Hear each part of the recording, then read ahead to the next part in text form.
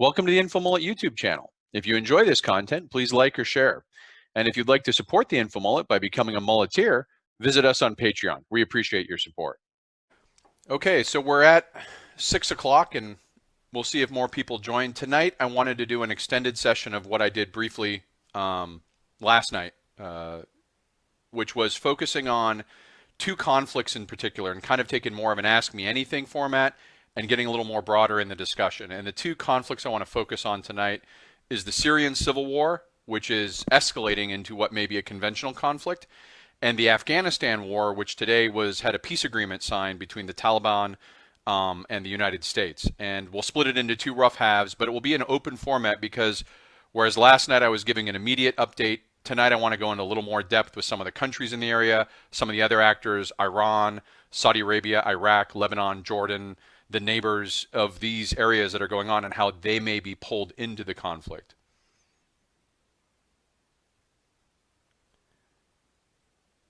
So we'll go ahead and get started. The map that I shared, it's in the comments that you can look at. It gives a good context of Syria as it is right now. This is from Wikipedia, Wikimedia Project, which does a great job of tracking the civil war as it evolves. And what you're seeing here is these color shadings are sort of zones of influence, and it gives a good understanding of where we're going to be talking tonight in the Syria civil war. And so to orient, last night I was sort of gesturing around and it was a reversed image, but to orient, obviously you're looking at the country of Syria. The capital of Syria, Damascus, is in the lower left. And that is the heart of Assad's power, the regime's power. And most of the population in Syria is on the western side of this country. You can kind of make out where the Euphrates River cuts. There's a river line that starts up near Kobani, sort of a little left to Kobani, goes south, and then it moves through Iraq and kind of cuts that orange and yellow over to the eastern side of the country. That's a very desert area. Most of the population in Syria is on the western side. And specifically, these colors, these color codings, the pink area, the sort of salmony pink area, is where Assad's regime has been able to re-exert control. Now, if you looked at this map several years ago, this would be a hodgepodge of rebel factions. But all the major population centers have been taken back at this point. You have Homs, Hama, and even on the coast here, Tartarus, Latakia. All of these areas, at one point, even going up to Aleppo, were either contested or they were sort of areas where there were rebels operating in, if not holding openly. And people may remember the siege of Aleppo went on for a long time. But at this point, the only part that the Assad regime doesn't control on the western half of Syria is this little province up to the northwest, which is the Idlib province, and it's marked here in white with a little bit of green. And that's the last area that the Syrian rebels hold. And the rebels, we use that term as if it's one group, but it's actually many different groups. At one point, there were 300 different militias involved. Now it's down to a handful, but it's not, I want to be clear that when I say Syrian rebels, it's not monolithic, and this causes a lot of confusion because some of those rebels are allied or aligned with Al-Qaeda. And there's coalitions that form, and one of the big coalitions is backed by the group that used to be called Al-Nusra, now it's called Jamaat something Crusade, and they have named themselves and they're allied with Al-Qaeda, but that doesn't mean that all rebels in Syria are allied with Al-Qaeda. That's a big confusion in the US, is that we tend to think of things in binary. So that white area on the map is where we're talking about what's been going on in the last couple months. And specifically, Assad has been moving north up that map and taking those cities back. And Idlib was the last area they hadn't moved in. Now they're being supported by Russia, which isn't depicted on the map, because Russia isn't technically occupying territory. But if you look on the map, you'll see on the western coast, Latakia and Tartus. They're two of the major ports on the western coast. And these are the strategic reasons why Russia and Iran are interested. Those are naval bases and airports that they use are basically military bases, large military bases that give these two countries, which are nowhere near this map, access to the Mediterranean. And so they're, in addition to the many other reasons that, like, for example, Iran has supported Syria in the past, Assad has been supported by Russia, Iran, because of these strategic ports. And they're actually fairly close to the Idlib province. Russia has been providing a lot of air power, whereas Iran historically has been providing more irregular fighters. Baji from Iran, which are sort of the irregular paramilitaries, have been coming over, but they've also used mercenaries from Afghanistan.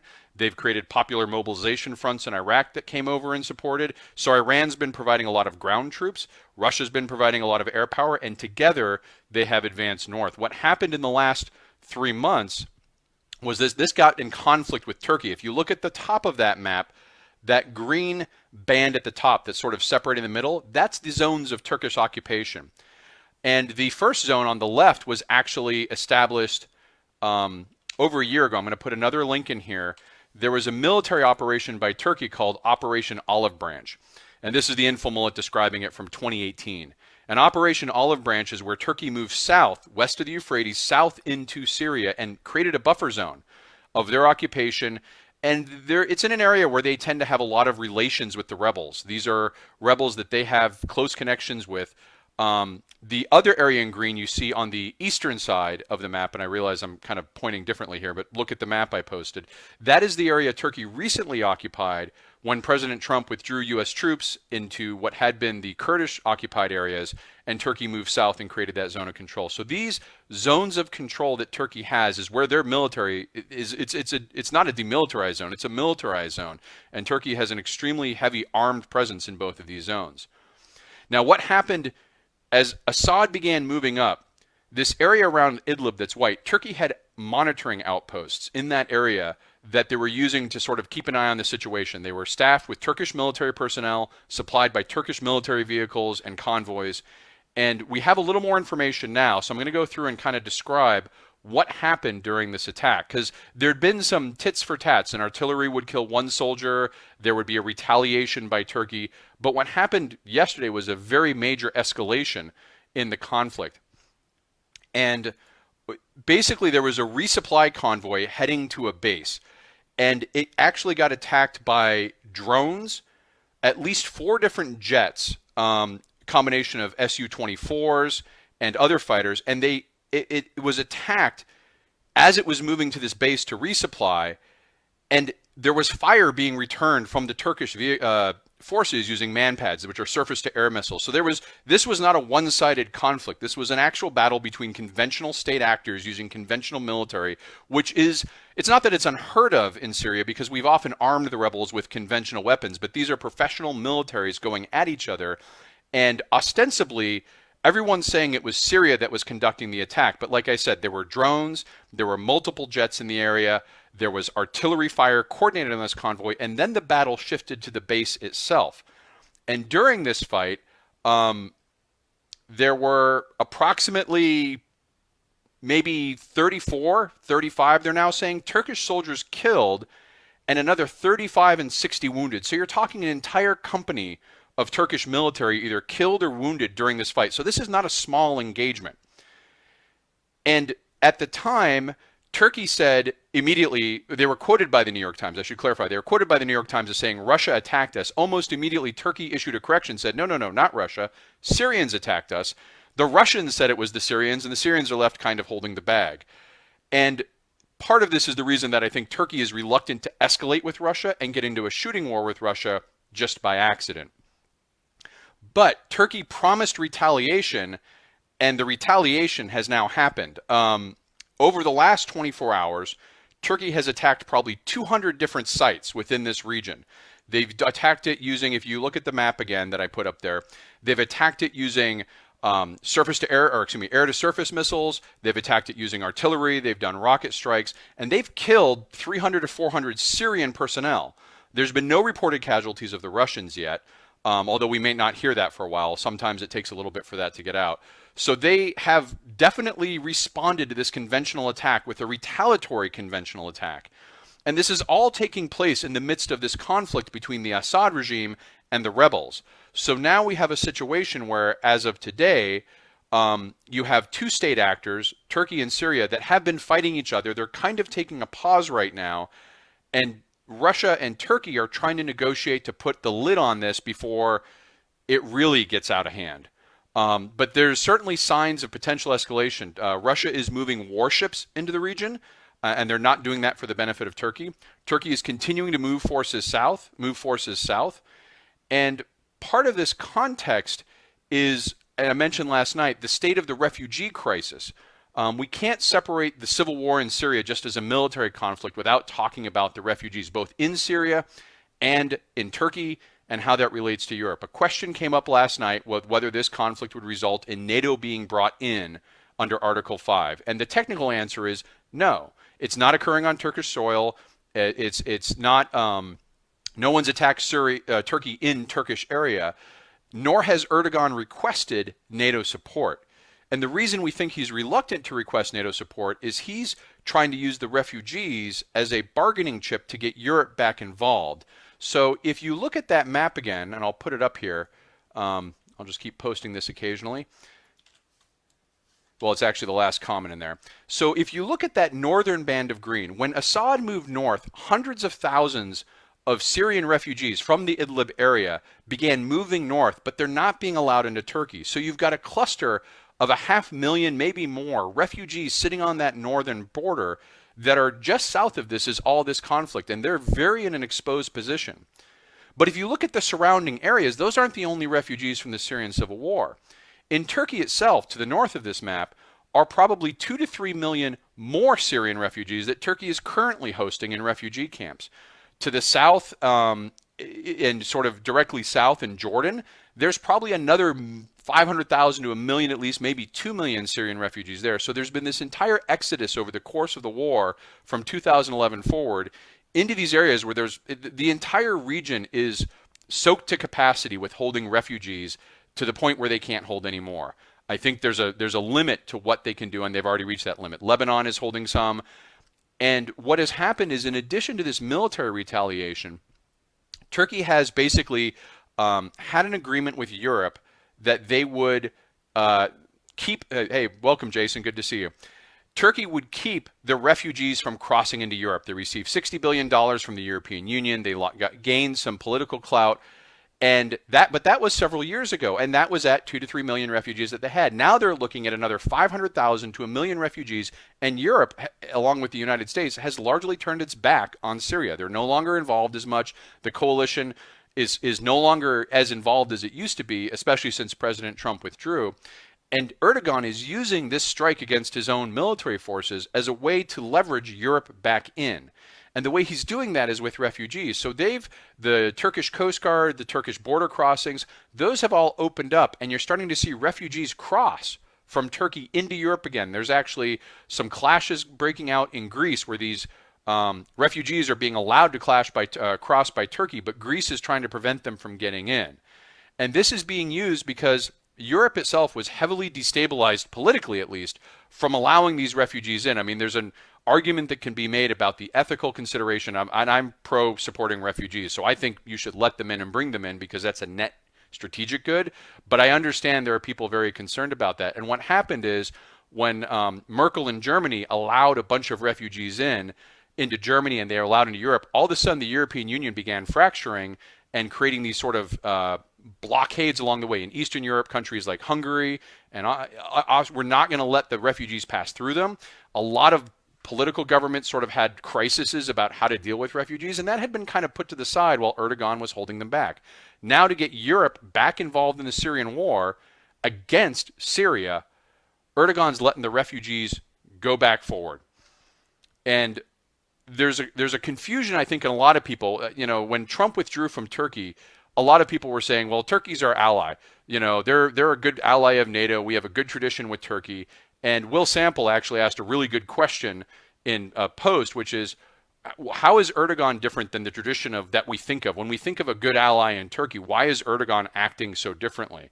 And it's important to understand in Turkey that this context of what we think of as Turkey, and perhaps if we've had 20 years of experience, we might have a certain perception, largely ended in 2003. And that is when the Justice Party that is led by Erdogan began gaining power. So traditionally in Turkey, they're heavily secularist. The military had a huge role in sort of maintaining a secular, non-religious Turkey in the vein of Ataturk. And the criminal justice system would prosecute any politician who was deemed to be too religiously connected. And so what happened was Erdogan, the Justice Party, began gaining seats, and Erdogan was actually prohibited from running in 2002. And he did win, become prime minister in 2003, right before the Iraq war. And the first thing he did is tell the U.S., you cannot invade Iraq through Turkey.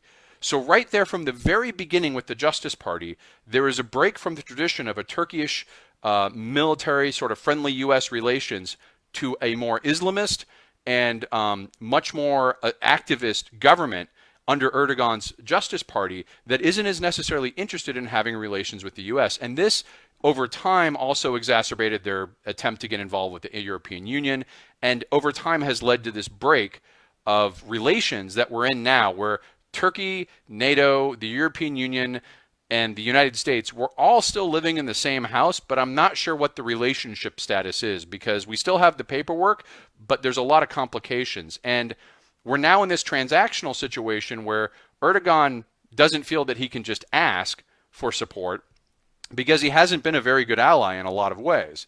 On the other hand, who are we going to pick? If we either stay out of it or we pick Russia and Syria, we're not going to do that. And so Erdogan's using these refugees as sort of a bargaining chip to get Europe back involved to help him, because I don't think he wants to take on Russia or even present the appearance of taking on Russia until he has that support. So there are a couple articles I'm going to post in here that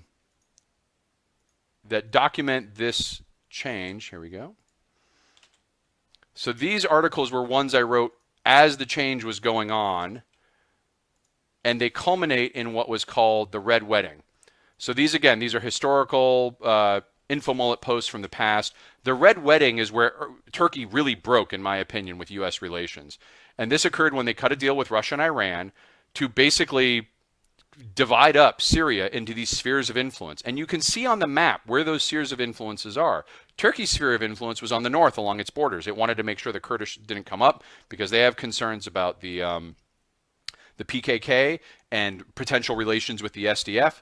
They wanted to be able to support the moderates. They did not like Assad at all. Russia wanted to maintain its sphere of influence on the western coast where its base is located. Iran wanted to be able to push a rail line over Iraq into Syria so they could get access to the sea. And here's a map from a Iran update that shows that. I wish I could post pictures because I just post the pictures in the comment. You can see here this map shows sort of the encirclement strategy of Iran and how Syria, their path to the sea literally is through Syria, how they've been trying to encircle Saudi Arabia for years. And this was one of Soleimani's big campaigns. Now, with Soleimani out of the picture, Iran has been kind of quiet in the last couple months within Syria. Their more hands are busy with what's going on in Iran and Iraq.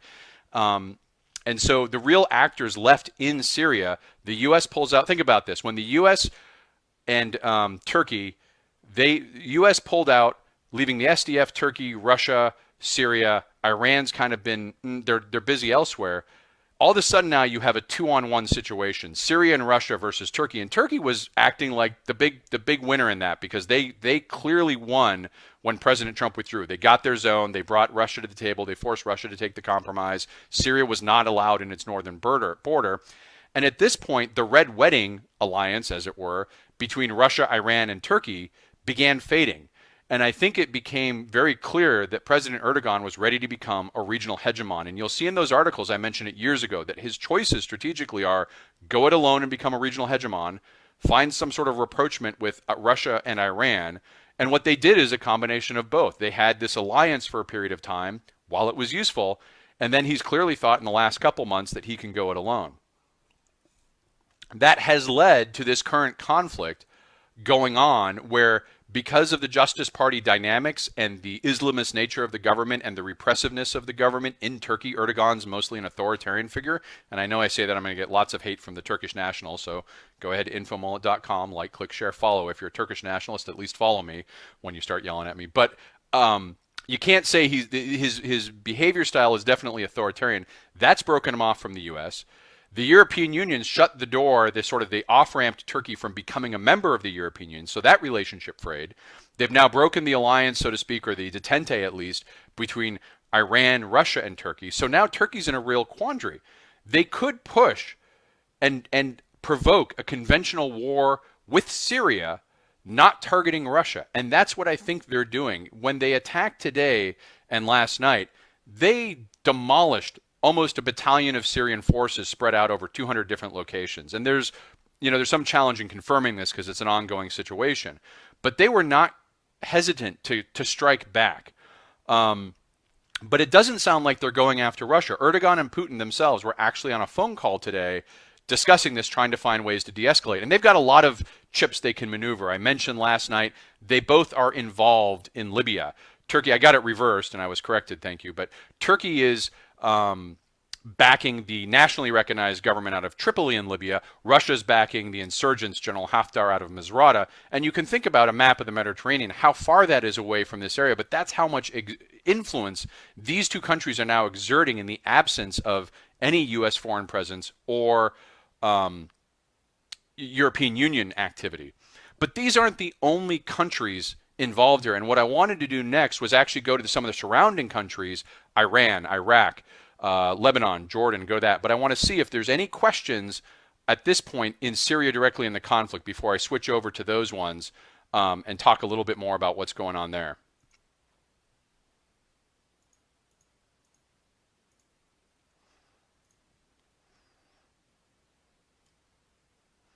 Good evening, Mike.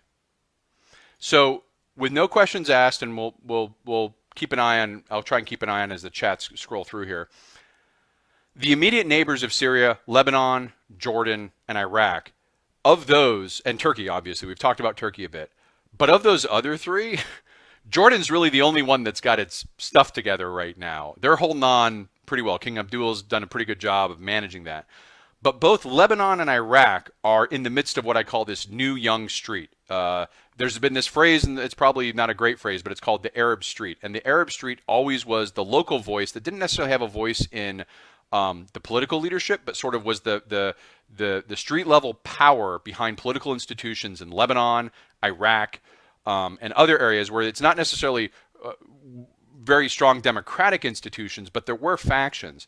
In the last 6 months, probably beginning in fall, September, there has been a movement by an entirely new generation. So this is a young generation that doesn't remember the Iraq war except as a toddler. They're not have any memories of Saddam and Iraq. They're not wedded to any part of the current status quo of the political environment in these countries, in Lebanon, Iraq, and to some degree Iran. I want to focus on Iraq and Lebanon first. These uprising movements have in Lebanon started out nonviolent. They were actually fairly festive in how they began. But as they wore on and groups like Hezbollah were unwilling to cede power and there was sort of some fighting, they have become more violent. Lebanon is now an economic freefall. The Lebanese economy has absolutely cratered in the last 6 months to the point where unemployment within this key demographic is over 25%. Inflation is through the roof. They're trying to do capital controls to keep the money from leaving the country, which means you say you have $20,000 in the bank, congratulations. You can withdraw no more than $100 a day from an ATM, so you don't really know if you have that. And this has created extreme suffering for the Lebanese people who have responded by going out and protesting these sort of continuous protest movements. And the difference here is Lebanon has a power sharing arrangement between the Shia, largely seen by the Hezbollah bloc, the Christian group, and the Druze group. And there's actually a formal arrangement, and it's, I may get these wrong, but one group gets the presidency, another group gets the prime minister position, and the third group gets another. So they actually have official positions that have to go to a certain bloc. And what the Lebanese protesters have done is demand the entire thing be taken apart, because what they're seeing is corruption across the board. They're not siding with one faction against another. They're attacking all factions. Similarly, in Iraq, you have this movement that rose almost along the same timelines that is, again, these are young people. These are not folks who are going to think of the most important thing of their life as being what the U.S. did in the Iraq war, although the war defines their life. The ISIS conflict and the suffering that came from that is much more present, and to them, the government has never recovered or done anything to improve things after the ISIS conflict in Iraq. So what they're protesting about in Iraq is unemployment, systemic corruption, and very much like Lebanon, they are not aligning with the traditional factions you'd see in Iraq. You have Muqtar al-Sadr with his faction. You have the Shia influence coming in from Iran with some of the Shia Arabs. You have the Kurdistan parties that are up in the north area of Iraq. And these factions are not gaining the support of this new young street. And whereas Lebanon began nonviolent and kind of slid into violence, Iraq has always been violent in this. It's an incredibly violent conflict that's going on almost beneath the eyes of people who aren't watching it. Thousands of people have been killed and shot, and a lot of times it's unarmed protesters against either state security forces or these popular mobilization fronts. I mentioned earlier that Iran had helped form, in the US we'd call them militias, but they're basically volunteer groups that were organized to fight ISIS with a Shia cadre corps. And after the ISIS fight was ended, they had a lot of firepower. They were the largest political or probably more effective in some cases than the army outside the Iraqi special forces. And so what happened is they basically forced an agreement where the Iraqi government had to accept these militias into the Iraqi National Guard. So now they have the official stamp of approval. They're legal. They get salaries. They get, they can use as political capital. They can run, but they're still largely independent from the Iraq government itself. The Iraq government exerts a very weak control over these militias. So when these killings started happening with the Iraq protests, it wasn't immediately clear who was doing it. And what this led to was demands for the resignations of the government in total. And you had the prime minister and the president of Iraq both resign, but with a date that was further out because they wanted to be caretakers until there was a chance to replace them. And they were both technically resigned, but still holding the position as caretakers when the U.S. strike killed Soleimani in early January. And you saw all the fallout from there. But that strike against Soleimani did not really change the essential dynamic that's going on internal to Iraq, which is this new young street against the existing power structure. Fast forward a few months, it's been violent throughout, but now two new officials, a new prime minister has been nominated, but hasn't been able to be sworn in yet because it turns out he's got this dual citizenship problem with Britain. There's laws involved, and what it really is it shows the inability of the government to handle its affairs locally. And welcome everyone who's joined in the last few minutes. We're covering, we've covered the Syrian conflict a little bit. We're going through the neighboring countries now, Lebanon, Jordan, Iraq, Iran. Feel free to ask questions at any time. A lot of this is going to be interactive, so it helps if you ask me questions, and I'll work to answer them. So this dynamic has not changed, and in fact, contrary to what a lot of people predicted, I made some posts about this. I may add them to the comments later. But I did not predict that Soleimani's death would change the essential nature of what's going on in Iraq, and it hasn't. It may change the strategic nature of the support that these popular mobilization fronts get because they also lost their commander. He was not just Soleimani who was killed. It was the leader and several high-ranking people of the PMF. But the new young street still wants the existing, what they view as corrupt, incompetent government wiped out. They don't want any faction that currently exists in powers. And this is the commonality between Lebanon and Iraq. They don't accept these sort of musical chair solutions that they're being given where someone says, okay, you don't like this prime minister, we'll take him out and replace him with another one. And they're rejecting it. And in Iraq, at least, there's still violence going on every day. In Lebanon, it's intermittent violence, but it's still happening. And they've rejected these partial solutions. And key to both is they're saying, we want one of ours. We want a young new street leader. And these groups have leaders and movements just like anything else. They want one of their own to go into power who is not tied to any of these existing factions. So if you think about Syria, the reason I jumped on this last night is that Syria, I once described in an application for, I should be careful how I say this. I made an application for employment, and I once described that if Iraq implodes when we invade it, Syria explodes. And Syria has this ability to act like a live wire in the region. Where it goes, the rest of the region can be contagion. I already mentioned how the refugees that were fleeing Syria occupied the countries immediately around it. The instability that arose from the Syrian civil war definitely impacted the countries around it. And all these countries came in and started mucking around at it. Well, now Syria is bordered by two very unstable countries from domestic purposes, Lebanon and Iraq. And Syria's main backer outside of Russia, so the Assad regime is backed by two powers now, Russia and Iran. And that brings us to Iran. Iran's situation is a little different in that they have a history of youth protests coming out of the universities. You have the university protests of the late 1990s. You have the Green Revolution in 2009, I think, where they disputed the election results. And you have this history of protest movements. And, Thank you, Mike. Great question. Timing with the Iran building the pipeline across northern Syria. So Iran has been having this own domestic struggle, and this was similar complaints: corrupt government, illegitimate government, inability to deliver services. They weren't tied into any ideological things that the U.S. and Americans might think is important. They were focused on local issues. But this tension was exacerbated by the sanctions regime that President Obama put in that really put a hurt on the Iranian economy. It was a very effective sanctions regime for what it was intended to do.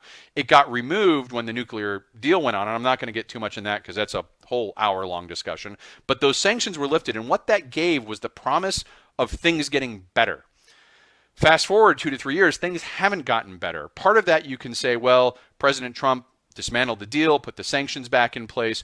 But part of that, too, is that during this time, under the leadership of Soleimani, and again, I'll post this. Here's the picture of what's been going on. Iran has been very, very adventurous in the region. If you look at this link I just posted, it's a map that shows Soleimani's encirclement strategy of the Gulf Cooperation Council. And the GCC is the group of Persian Gulf countries, Kuwait, Saudi Arabia, UAE, Doha, Qatar, Oman. Those areas are all part of the GCC. It's about 8 countries. And they've been in a Cold War with Iran for years now. And the encirclement strategy was south through Yemen. And not originally. I mean, Saudi Arabia invaded Yemen. The Houthis were, maybe they had some relationships with Iran, but it wasn't really strong. But over the course of the Yemeni civil war, which if you look at that map, Yemen's on the south there, the Horn. Over the course of that civil war, and then as Saudi Arabia's intervention, the Houthis have looked at, well, the enemy of my enemy is my friend. So they've become very tight with Iran. And so Iran is now exerting pressure on Saudi Arabia through Yemen from the south. And they've been very keen. Soleimani was very active in Iraq and Syria, and they've been doing this northern encirclement that I mentioned. They began the Popular Mobilization Front in Iraq. They made sure that the parliament was Shia-friendly to Iran.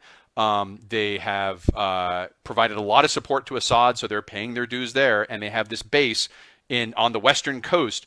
And to Mike's question, he talks about this pipeline. Yes, there was a pipeline being built in northern Syria. So if you look at the map of Syria again, I'm going to post it here. If you notice, there's what looks like teardrops, right? And those are actually oil drops. Those are where the oil reserves of Syria are located.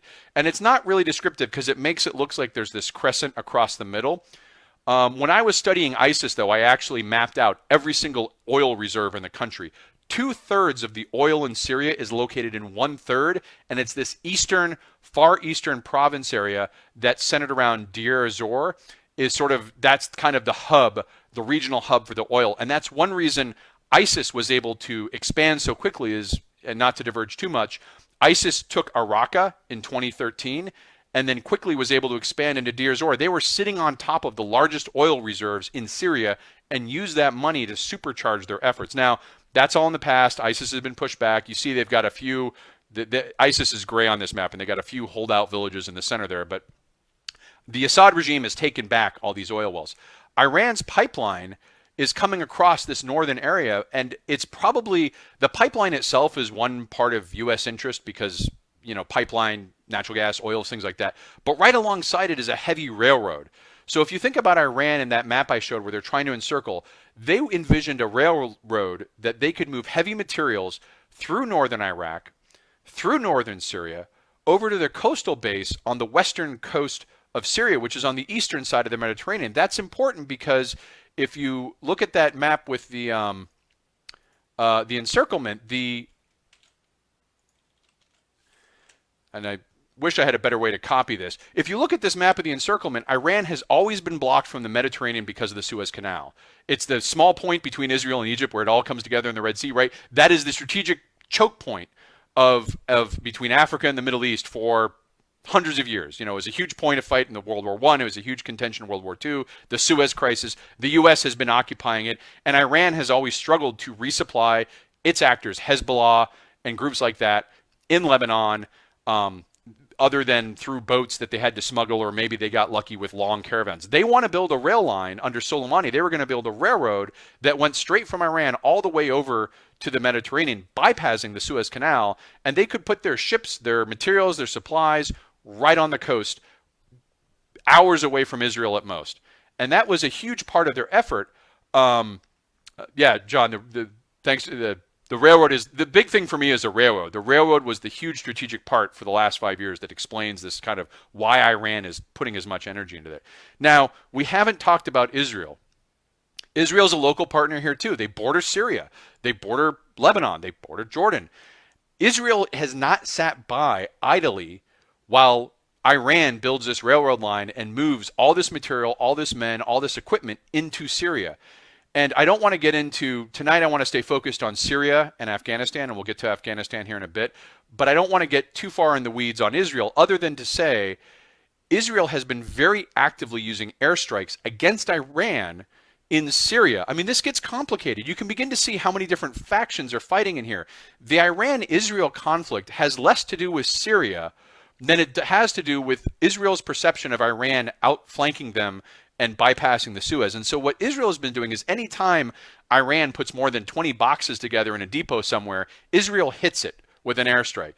And what Iran's trying to do is build a large material base that is next to their naval base where they can stage support. And Israel has not allowed that to happen. Throughout all this thing that's been going on the last 3 months, where Assad's going north and pushing the rebels back, and there's this detente with tensions rising, this recent conflict, Israel is still attacking Iran on a regular basis to push Iran's, to basically diminish Iran's capability to complete this project. So you've got Iran fighting Israel, and they're taking care of each other. You have Turkey fighting Syria over the Idlib province, and that has now escalated into a conventional state war that hopefully they'll be able to put the lid on it, because if they don't, Turkey may draw Russia in. Turkey's letting the refugees re-enter Europe as a bargaining chip to get the EU back involved. So what the risk is, the reason I jumped on this last night, and I haven't done these Facebook Live videos before, and I'm very cautious that this is not World War III. I hate people who say, oh, this is World War III. This is not World War III. But it is very concerning, because you now see the Syrian civil war that has gone on for 8 years. There's a situation where it metastasizes into a conventional state actor conflict. Turkey versus Syria with Russia involved, perhaps with the EU and US on Turkey's side. It could be Israel and Iran are still shooting at each other and calming this. And you have these two destabilized domestic areas in Lebanon and Iraq on either side. And oh, by the way, let's get back to Iran. Their domestic rebellions have really kicked off in December.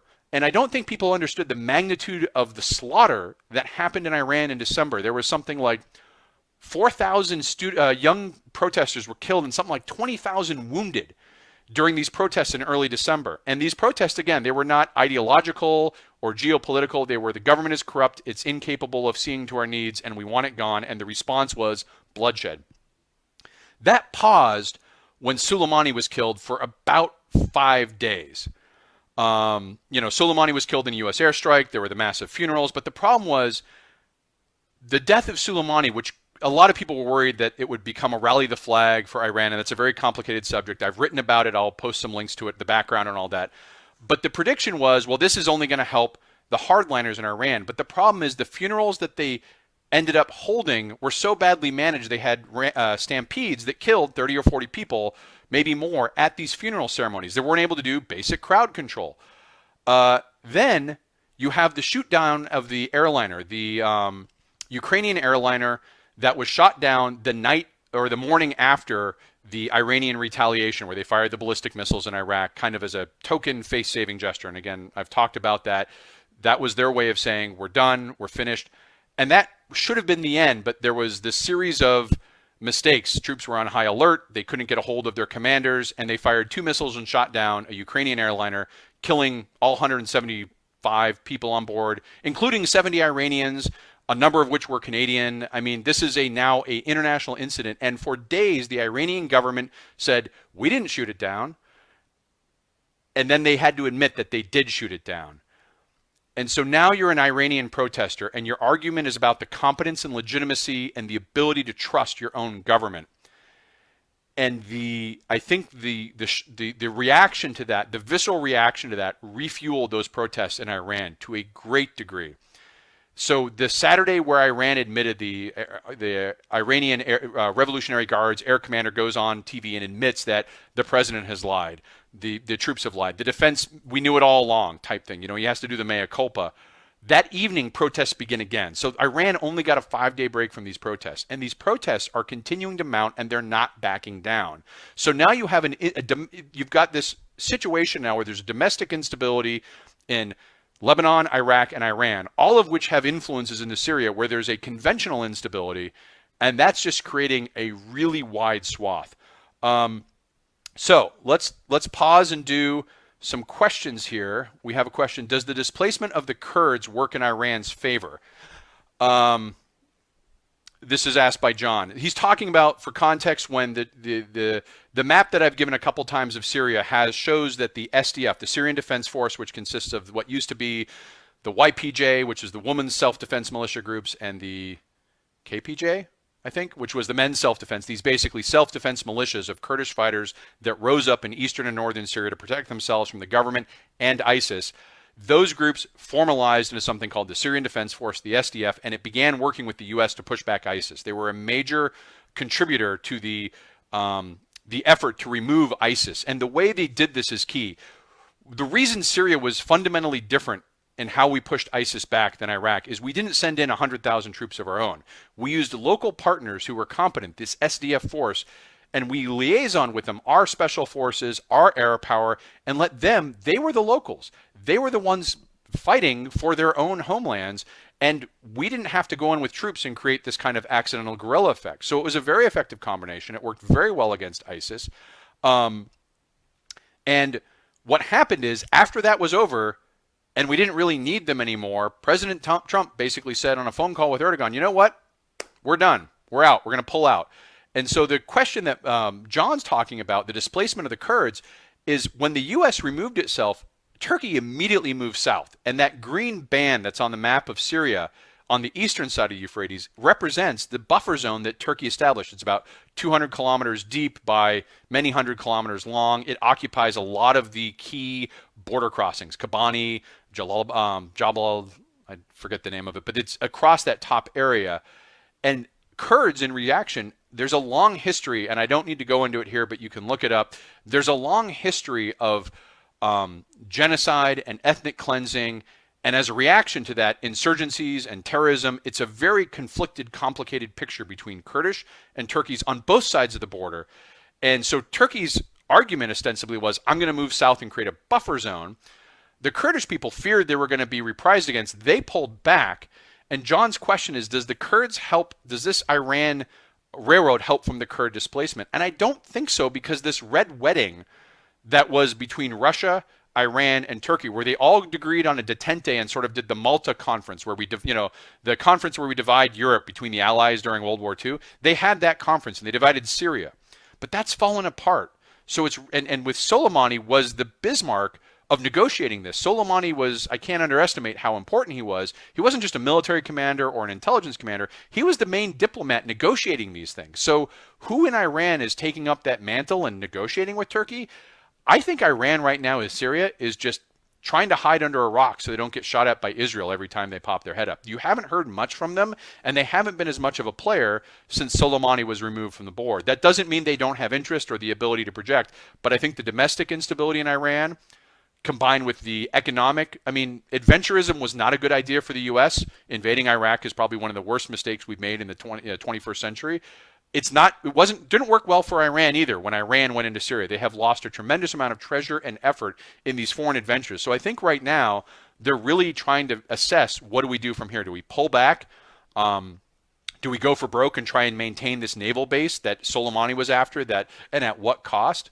These are really key questions. And so I'm going to pause here, see if there's any more questions, and I'm going to move to the Afghan peace agreement, or the Taliban and U.S. peace agreement.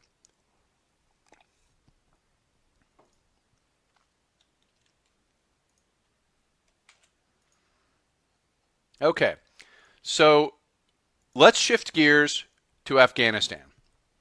For those who were not completely consumed by coronavirus hysteria, hyperventilation today, there was a pretty big deal going on in Saudi Arabia that got a lot of attention, which is the Taliban and the U.S. signed a peace agreement that they have been working on for years. And the peace agreement, I do not call it the Afghanistan peace agreement by intention, because the Afghan government is not a signatory of that peace agreement. This is very key. So the talks that have gone on. And I hope I don't have to give context of the Afghan war we've been involved in for 19 years. I'll assume that's known, but I'll try and provide some more context in the parts I'm going to get into. The Taliban in the U.S. have been negotiating for years, off and on, under this theory that was begun under President Obama and continued under President Trump, that you need to get a political reconciliation between the enemies and the U.S. forces. You sort of like, you can't just bomb them into submission, which is a valid, I mean, there's a valid, military solutions on their own tend not to work. We get that. But the problem is that, where is Long War Journal has some excellent reporting on this. We've been negotiating with the Taliban even while they continue a campaign. So here's a map of Afghanistan. And what it shows is the areas that have been taken under Taliban control. And this is at a point in time now. But this is over the last several years. While we're negotiating with the Taliban, they are actively fighting and taking over districts. This is a district map. And the districts in Afghanistan, there tends to be one central town, and the Taliban would roll into that town, take the city square, raise their flag, ensure that no one else fought them back, and claim control of it. And they've been doing this throughout the last couple of years while we've been negotiating. And they have refused to negotiate with anyone from the Afghan government. So their view was, their strategic goal has always been to get the U.S. out of Afghanistan, because their belief is when the U.S. is gone, they can take the rest of the country. And you see, even with the U.S. presence there, they've been retaking the country to the point, I think Long War Journal's latest estimate is about 50% of the districts or population or something like that is now under Taliban control. And it's always odd to me, and I'm going to pause here because I have very complicated feelings about Afghanistan myself, having spent some time there. But it's always odd to me when Americans talk about the Afghan war, like it's the U.S. soldiers fighting the Taliban still. That ended probably 4 years ago. So I was last there in 2013, and we were doing counter roadside bomb work is why I was over there. And I remember a colonel asking me, how do we know we've won the IED war? And I said, well, it's easy. They'll do something else. And sure enough, in late 2013, they began attacking soft civilian targets, and that marked a shift in the war. And at that time, President Obama, he'd done the surge, he'd had the troop build up in there, but this falling out between him and General McChrystal, for those who remember, there was a Rolling Stone article that revealed that McChrystal and his folks had said bad things about President Obama. The problem was McChrystal was the general we needed.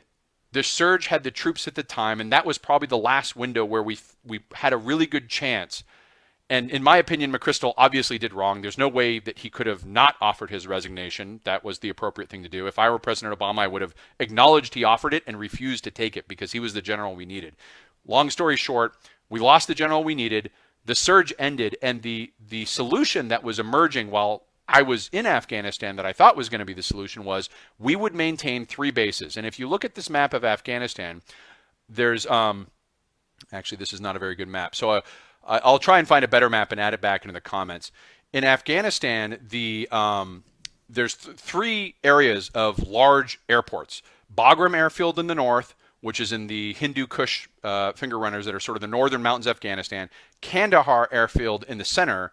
And Kandahar is the spiritual homeland of the Taliban. That was the first major city they took. It was the last place they did their last stand before we drove them out. Holds a lot of meaning. But we have a large airfield in Kandahar. And then Camp Leatherneck, my favorite, is attached. It's in the middle of nowhere. It's in the middle of the Helmand province, which is a giant desert with nothing on it. But it's a very large strategic airport.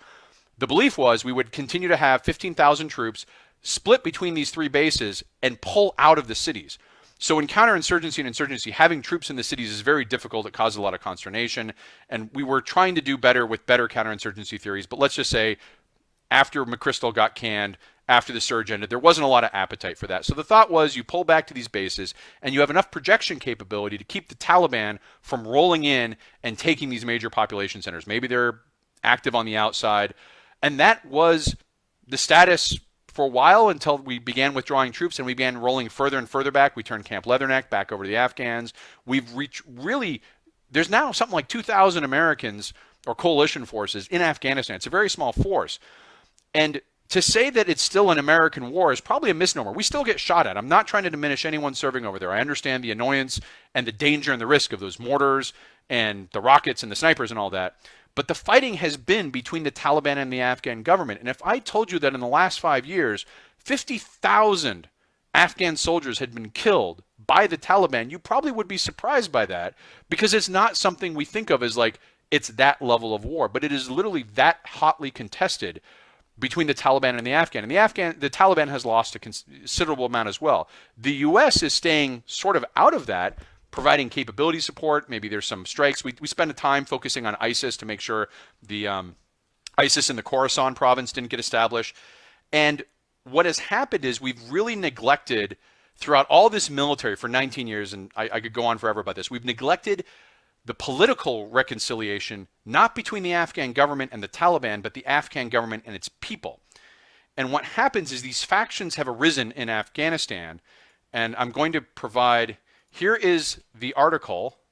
So if you look, this is the article, but the actual diagram that I want you to look at shows the complicated nature of these factions in Afghanistan and Afghan politics. And so if you click on that last link, the Kabul 6, what this is a relationship map I put together to show, and the folks that are sort of black and white, grayed out, they're dead. But it shows how from the Afghan war against the Soviet Union through the Afghan civil war in the 90s that itself saw the rise of the Taliban, these 6 individuals and the factions they represent, the different tribes, and you can see here in the lower left, the Tajiks, in the lower right, the Pashtuns, you can see the relationships of feud and rivalries or family and patronage. Believe it or not, I put this together in, I think, 2017. Yeah, June of 2017.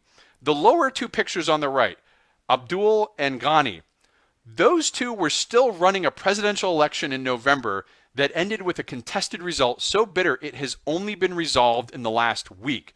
So when I say these are the Kabul 6, I mean these are the major power players in Afghanistan. And you can describe the relationship of Afghanistan, as the politics of it, as a tug of war between these 6 people. And over on the right, you have the individual who sort of has his head hooded, and the brothers. These are the Haqqani brothers, the children of Jabdullah Haqqani, who was a warlord. And the Haqqani movement has these relationships of patronage and conflict, and the Haqqani movement is a part of the Taliban. And so it's kind of like an auxiliary force. There's been a lot of discussion that the Haqqani network was separate. I think the Long War Journal did an excellent job reporting on this. So what you've got in Afghanistan is this mess of internal politics, pretty much like the Democratic primary, right? No one's willing to work together. No one's willing to combine together. No one's willing to cut a deal. They're all still fighting each other. And through all this, the Taliban continues to take back district after district. And so John asked, how centralized is the Taliban? Well, that's the trick. The Taliban doesn't need to be centralized. They can operate in a very diffuse, low-cost way with a low sort of cost of governance in Afghanistan. And they've been very effective at doing that. We've unfortunately tried to build the Afghan forces in our own image, which violates one of Kekulen's things. Don't build the enemy to match yourself, build it to match your enemy. And so we've tried to make them like American troops as opposed to making them very effective, competent Afghan troops. And as a result, we have now this conflict that is really the Afghan war has been between the Taliban and the Afghan government that is feuding between these 6 for about 4 years now. And the reason I'm very suspicious about this peace agreement that was signed today is that the Afghan government was never a part of it. The Taliban refused to even recognize the legitimacy. You have a warring partner that says, I'm going to cut a peace agreement with the only thing that's keeping me from running over the rest of this country, not include the government that I'm targeting on a regular basis. And there's some stipulations in this that make you wonder if they're really serious about peace. So some of the conditions in these this agreement is there's no ceasefire. Sounds kind of surprising. You'd think there's a peace agreement. There's actually no ceasefire. The Taliban have refused to agree to a ceasefire, and what they'll do instead is they say, will we reduce the levels of violence? And they did test for 7 days, and the violence reduced for 7 days, and they said that's good enough. So they're going to reduce the level of violence. There is no guarantee of civil rights or any sort of rights or any sort of legal or ethical structure in the areas under Taliban control. There is a real risk here that the gains that Afghan women, Afghan religious plurality, the ability for girls to go to school, all those gains that have happened in the last 19 years, the risk is they're going to roll back in the areas under Taliban control because the Taliban hasn't made any commitment that they want to honor that. They just, and they haven't demonstrated historic interest, and now they've gotten the peace agreement. And so the real risk, I think, coming out of this peace agreement is that in a way it's a face-saving For all the Americans who are like, well, we need to get out of Afghanistan because it's the forever war, even though we're down to about 2,000 troops. And I'm not, again, not diminishing the folks who are there. It is risky, but it's a very light presence. But it's perhaps the only thing that's keeping the Taliban from rolling over the rest of the Afghan forces. And good evening, Rob. Good to see you. So this peace agreement is really feels like face saving for President Trump, that he can declare victory, he can declare he's out, pull the troops out, get the big pat on the back, I ended the war, but not necessarily change any of the strategic conditions that were, that we would want to have. Because let's be fair, in the peace agreement, the Taliban says it will sever ties with Al Qaeda. And this has been a huge strategic need. So people who don't understand why the Taliban is stuck to Al Qaeda for so long, it doesn't make sense. We think rationally, why would they do this? Why would they keep doing this? In the Pashtun society, there's a code of principles called Pashtunwali, and there's 7 principles. And when we talk about centralized government being cheap, it's because they don't have constitutions and heavy legislative law. They have 7 principles. And I don't remember my Pashtun's a little rusty, so I'm going to use the English names. It's things like mercy, justice, revenge, valor. There's a whole host of them, but one of them is, if someone is a guest in your house, you will protect them to the ends of the earth. You will not surrender them to foreign powers or people coming for them.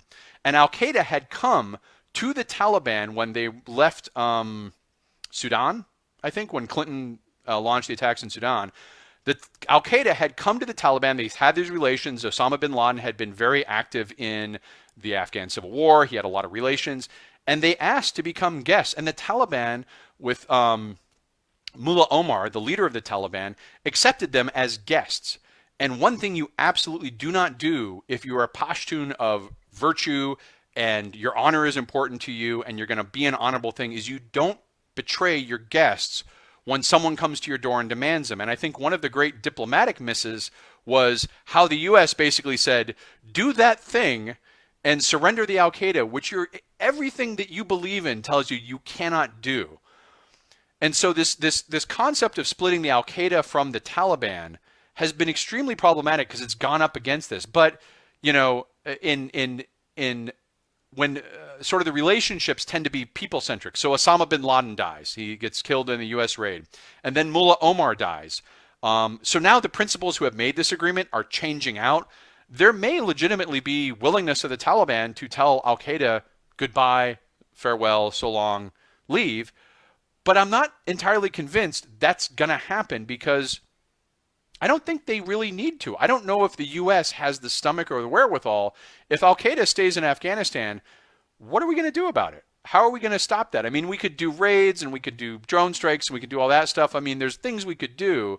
But as we withdraw, as we've signed this peace agreement, and now the withdrawal, I think it's like 14 months or some, and there's some conditions, and it's not like it's not a bad document on its surface, other than there's no sort of interest on the Taliban side to sort of honor any commitments to change their behavior. So the thing is, it's just going to result in the U.S. leaving, and now you're going to have a Taliban-Afghan war, which is what's been happening. And the Taliban is, I hate to say it, probably going to be very successful at moving up at least until they hit the mountainous area. They've never been able to take the northern region with the Northern Alliance, and you can see in that map of the relationships where I put the Lion of Panjshir, the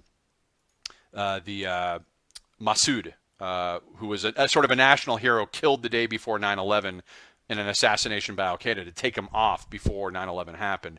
I don't think they're going to be able to move that far north in the mountains. I think you're going to end up very similar to where you were in 1999, 2000, which is you have a small Northern Alliance group up in those mountains. You have a contested area around Kabul, and then you have a Taliban-controlled Pashtun South.